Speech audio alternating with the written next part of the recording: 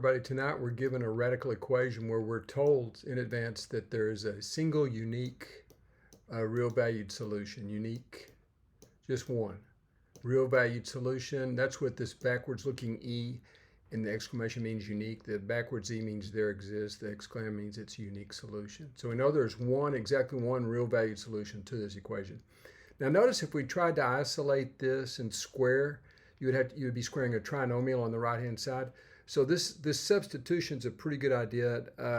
The way we've done the substitution, we call it V is just equal to this radical term. And already we know that V has to be strictly, it's non-negative. That is greater than or equal to 0, right? And that's just because the range of the real valued square root function is non-negative, okay? So also, well, let's just carry on and see how we can use this substitution. Okay, I just rewrote the equation here. Here I factored the first two terms and got x times x plus 1. Now notice this, if you square both sides, you get v squared is equal to x plus 2. All right, and so from this statement, you can get both v squared minus 2. Here's x.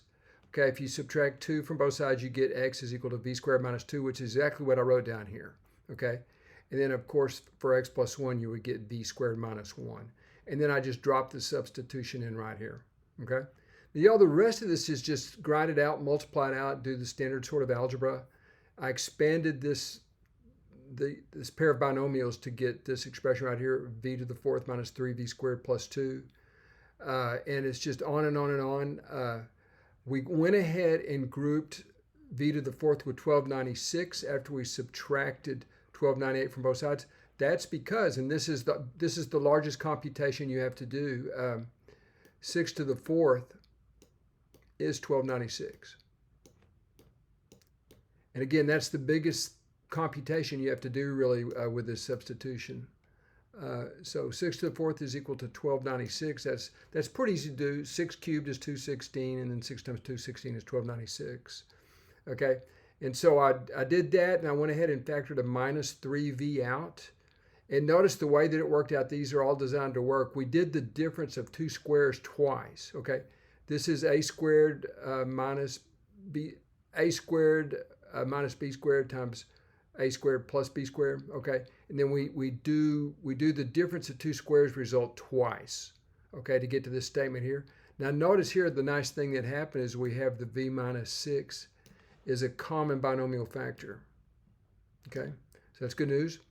We factor it out and we get this expression in the parentheses. Now I could have worked a little bit more in the parentheses, but the key thing to note, I'm going to circle this expression.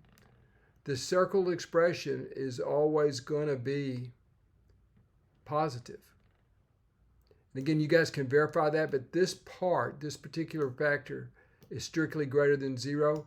You can see that because right here you would have 36 times v, right? Now the minus the 3v, you would have a 33v term in here, right? But remember, v is greater than or equal to 0. Remember, that's our substitution. If we'd use this for our substitution, by the definition of the range of the square root function, v is greater than or equal to 0. So you see, everything in sight here is positive, all right? So that means the only way this expression can be equal to 0 is if v minus 6 is equal to 0. Okay, and of course that intimates that v is equal to 6. Like that. Now let's go back up to our substitution. Our substitution was v is equal to the square root of x plus 2. So we get 6 is equal to the square root of x plus 2.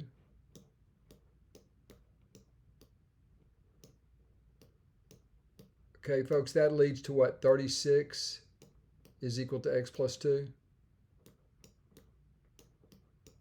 And we see that this very simple computation here with this substitution, 34 equals to x. Okay, y'all? And so again, hopefully this argument right here is convincing this entire piece is always strictly positive. This parenthetical piece is strictly positive if you expand all this out. And again, this 6 squared term times v squared gives you 36 times v, minus 3v is this 33v, and everything is positive, right? Or non-negative, but then you have the constant term 6 cubed, right? So in other words, this whole thing's positive. So the only way this can be equal to 0 is when this factor is equal to 0. And we found out that leads to 34 is equal to x. So that's the answer. Now you guys can check it if you want, but you can check this. You would be doing 34 squared plus 34. And the guesser and testers in the audience, notice that 34 makes this 36. So this would be 18 times 6. Put a big dot there to connote multiplication.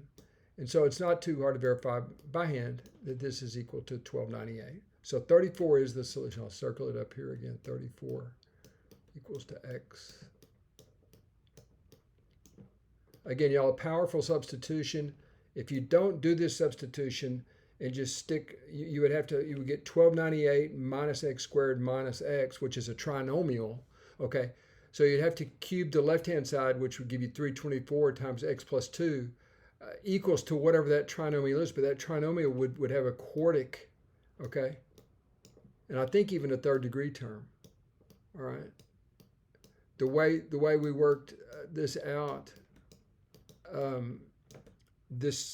there is no cubic term that I can, or maybe there is. No, there's no cubic term here, is there, folks? Maybe there is, yeah. There could be a cubic term in there. But in any event, it didn't make any difference because we worked it out nicely by observing this entire piece right here is strictly greater than 0. All right, thank you for being